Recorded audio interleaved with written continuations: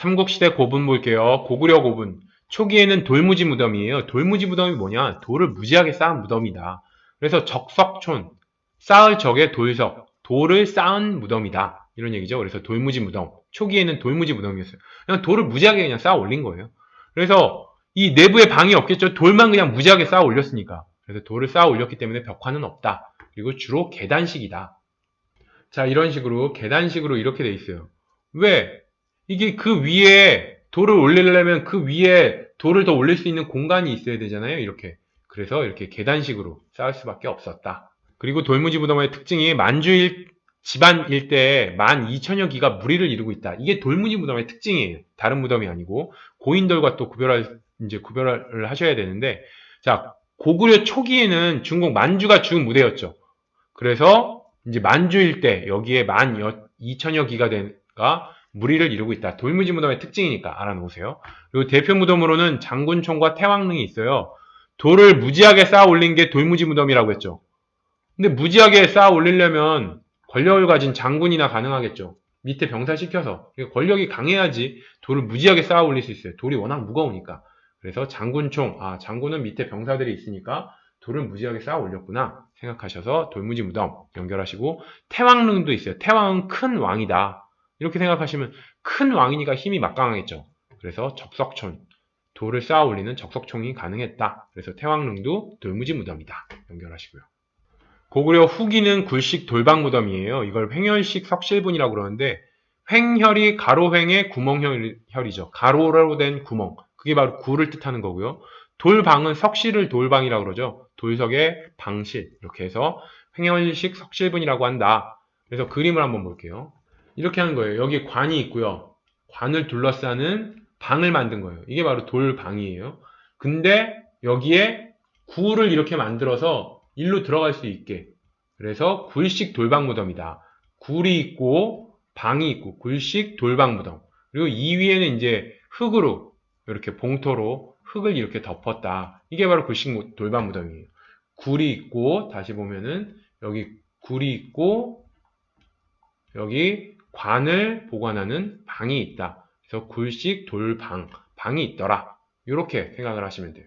그래서 돌로 널방, 방을 짜고 그 위에 흙을 덮어서 봉분을 만든 거고, 천장, 모듈인 구조는 고구려의 대표적인 천장 특징이기 때문에 이건 알아두셔야 합니다. 이거 뭐 뒤에서 다시 할 건데, 모를 줄여가는 구조고, 요거는 뒤에서 사진 보면서 다시 말씀드릴게요.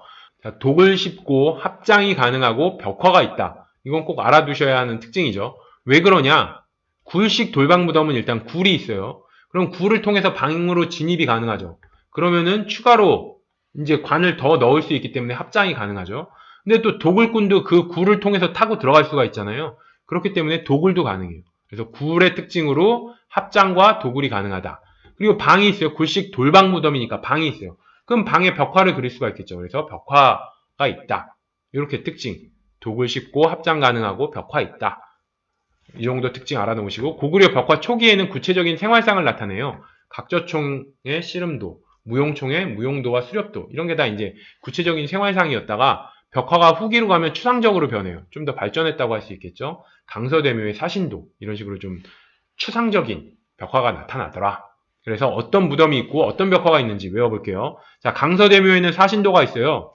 강서 고분 중에서 가장 큰 걸 큰 대자 써갖고 강서대묘라고 해요. 그래서 큰 묘, 대묘, 큰 묘다. 그럼 사신은 동서남북에 흩어져 있는 네 마리의 수호신이죠. 그러니까 대묘라서 네 개나 되는 이 사신, 네 명의 수호신 모두 수용이 가능하다. 그래서 대묘, 큰 묘니까 네 명의 수호신을 다 수용할 수 있다. 이렇게 생각하셔서 강서 대묘에서 대묘니까 네 명이나 되는 사신 다 수용할 수 있지. 그래서 사신도가 있다. 이렇게 연결이요. 자, 쌍용총은 서역계통의 영향을 받았고, 이제 쌍용은 팔각형 모양의 두 개의 기둥. 쌍이 두 개라는 얘기고 영이 기둥이에요. 그래서 팔각형 모양의 두 개의 기둥, 쌍용이 있고 기사도가 있고 사신도가 있습니다. 그래서 쌍용총을 발음이 비슷하니까 쌍권총이라고 한번 우리가 연결을 할게요. 쌍용총, 쌍권총을 연상을 하세요. 그럼 쌍권총 하면 뭐가 생각나세요? 서양 보안관, 장고, 보안관 장고하면 쌍권총 가지고 보안관 역할 하잖아요. 그래서 서양의 보안관 연결하시면은 쌍권총에서 서역계통의 영향을 받았구나. 그리고 쌍권총에서 보디가드 연상하시면 기사, 보디가드가 권총 가지고 다니잖아요. 그래서 아, 쌍권총에서 보디가드 연상하시면 기사도 연결이 되고, 사신도, 전후좌우, 이제, 4명의 수호신이 사신도잖아요.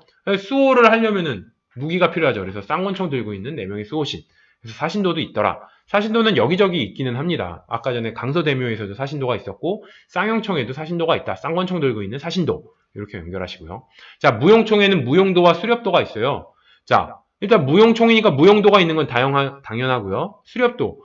무용하는 모습이나 수렵, 사냥하는 모습이나 그림적으로는 굉장히 액티브하죠. 무용도 이렇게 막 액티브한 역동적인 동작이고, 사냥하는 모습도 굉장히 역동적인 모습이고, 이거를 그림상, 순간 정적인 하나의 장면으로 딱 캡처를 해놓으면은 이게 무용하는 건지 사냥하는 건지 굉장히 비슷해 보여요.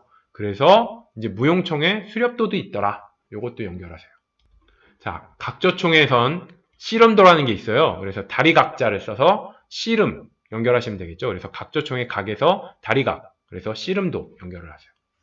강서 수산리 고분에는 수산리 고분벽화가 있어요. 일본 다카마스 고분벽화에 영향을 준 건데, 자, 요거 외워야겠죠? 수산리 고분벽화가 다카마스 고분벽화에 영향을 줬다. 이렇게 할게요. 수산리, 수산시장의 비린내라고 생각하세요. 수산시장에 비린내 많이 나잖아요. 생선 많으니까. 어떻게 해야겠어요? 수산시장에서 비린내가 나면 집에 가서 머리 감아야겠죠. 그래서 다 감았어. 다 감았다. 머리 다 감았다. 이런 얘기죠. 머리 다 감았어. 그래서 다 감았어. 아, 다 감았어. 수산리에서 수산시장의 비린내 연상하시고, 아, 비린내? 머리 감아야지. 다 감았어.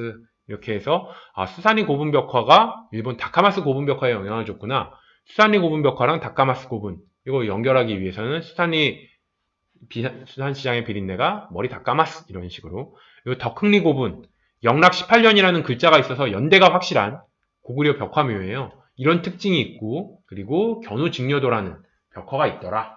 이 두 개 특징 어떻게 외우냐? 덕흥을 덕큰이라고 생각을 할게요. 덕큰. 그러면 덕큰 영토 차지하려 했던 광개토대왕 때 연호가 뭐예요? 영락이죠.